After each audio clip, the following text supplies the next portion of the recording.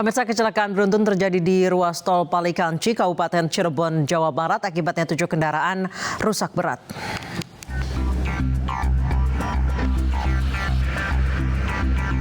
Kecelakaan beruntun terjadi di ruas tol Palikanci dari arah Jakarta menuju Jawa Tengah. Kecelakaan ini melibatkan 7 kendaraan minibus yang ditumpangi para pemudik yang tengah melakukan perjalanan pulang kampung. Akibat kecelakaan ini, sejumlah penumpang yang berada dalam mobil syok, sementara 7 kendaraan mengalami rusak berat.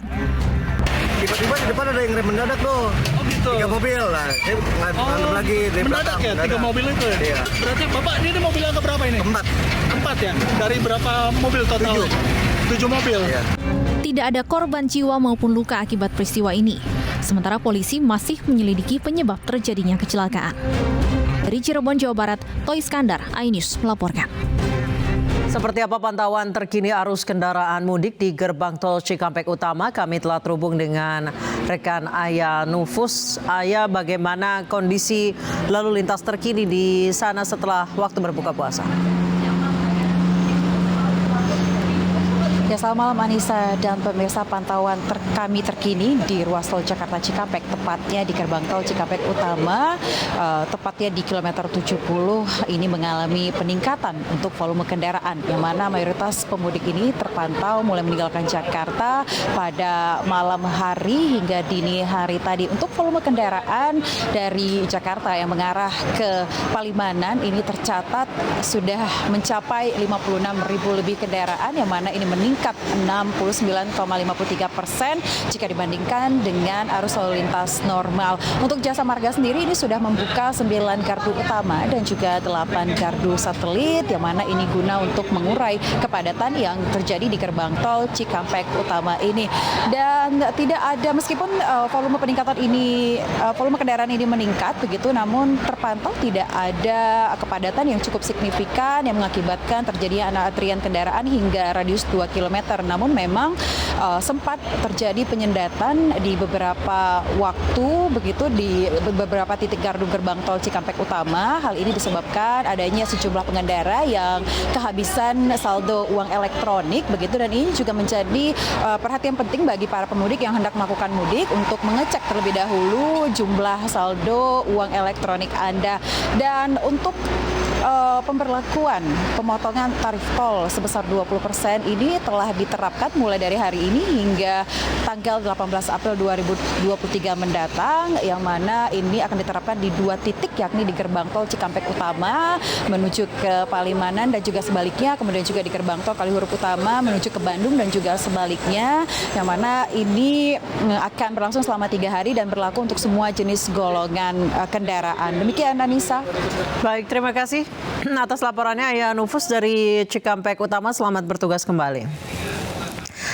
Pemirsa, sementara itu di pemudik melalui jalur udara juga mulai memadati Bandara Soekarno-Hatta Tangerang, Banten. Puncak arus mudik di Bandara Soekarno-Hatta diprediksi terjadi 3 hari jelang Lebaran.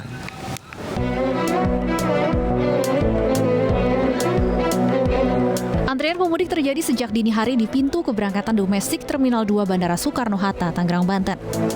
Sejumlah kota yang masih menjadi rute terpadat untuk mudik menggunakan pesawat, antara lain kota Medan, Denpasar, Makassar, Surabaya, dan Balikpapan. Para pemudik mengaku sengaja berangkat ke kampung halaman lebih awal untuk menghindari kepadatan mendekati Hari Raya Idul Fitri. Terlebih banyak pemudik yang sudah mendapat libur baik dari aktivitas perkantoran ataupun kegiatan belajar mengajar. Ini rencana tujuan mau kemana? Tujuan pulang ke Batam. Pulang kampung atau gimana? Untuk sekalian liburan ya. Untuk aktivitas memang gimana? Sudah libur? Ya, alhamdulillah aktivitas semua kemarin diserempakkan semuanya untuk jadwal pulangan tanggal 25 Ramadan. Pulang ke Palembang. Memang sebelumnya aktivitas apa di sini? Sebelumnya kerja di Palangkaraya. Lagi pabrik di Malaka. Oke, artinya aktivitas sudah libur? Sudah. Saat ini jumlah penumpang pesawat di Bandara Soekarno-Hatta terus menunjukkan peningkatan. Pihak pengelola Bandara Soekarno-Hatta memprediksi puncak arus mudik akan terjadi 3 hari jelang Hari Raya Idul Fitri. Dari Tangerang, Banten, Hasnugara, iNews melaporkan. Seperti apa suasana arus mudik di Bandara Soekarno-Hatta, Tangerang, Banten? Kami sudah terhubung dengan Has Nugara yang berada di sana. Has Nugara, bagaimana situasi arus mudik di Bandara Soekarno-Hatta? Ya, baik Anissa dan juga pemirsa, dapat kami sampaikan pada H-6 jelang Idul Fitri 1444 Hijriah ini, di mana memasuki sore hari tadi, pergerakan pemudik memang terlihat masih ramai, namun tidak sepadat tadi pagi seperti itu, Anissa. Namun begitu, hal ini dikarenakan kebanyakan para pemudik sudah mendapatkan libur. Pengelola Bandara Soekarno-Hatta mencatat tren peningkatan jumlah penumpang pesawat terus mengalami peningkatan. Namun diprediksi puncak arus mudik melalui Bandara Soekarno-Hatta akan terjadi pada H-3 jelang Lebaran. Adapun rute-rute favorit menjadi rute pulang kampung bagi para pemudik, diantaranya ada Medan, Bali, Makassar, Surabaya, dan juga Balikpapan. Pergerakan pemudik juga terus semakin meningkat, di mana sebelumnya 127.000 pemudik yang melintas melalui Bandara Soekarno-Hatta ini, kemudian pada hari ini meningkat menjadi 130.000 penumpang. Ya, selain itu juga pengelola bandara juga menyiapkan 6.000 anggota petugas yang berjaga, yaitu anggota gabungan diantara baik TNI, Polri maupun petugas aviation security. Memang tadi juga kita bertanya kepada para penumpang bahwasanya mereka memilih untuk mudik lebih awal, mengingat pada H-3 atau mendekati libur Idul Fitri ini nanti akan semakin padat. Oleh sebab itu mereka pulang lebih awal. Seperti itu, Anissa. Baik, Has Nugara, apakah ada kebijakan khusus yang diterapkan oleh pengelola bandara terkait mudik Lebaran ini? Baik, Anissa. Jadi memang saat ini peraturan protokol kesehatan sudah semakin berkurang, di mana PPKM juga sudah telah dicabut.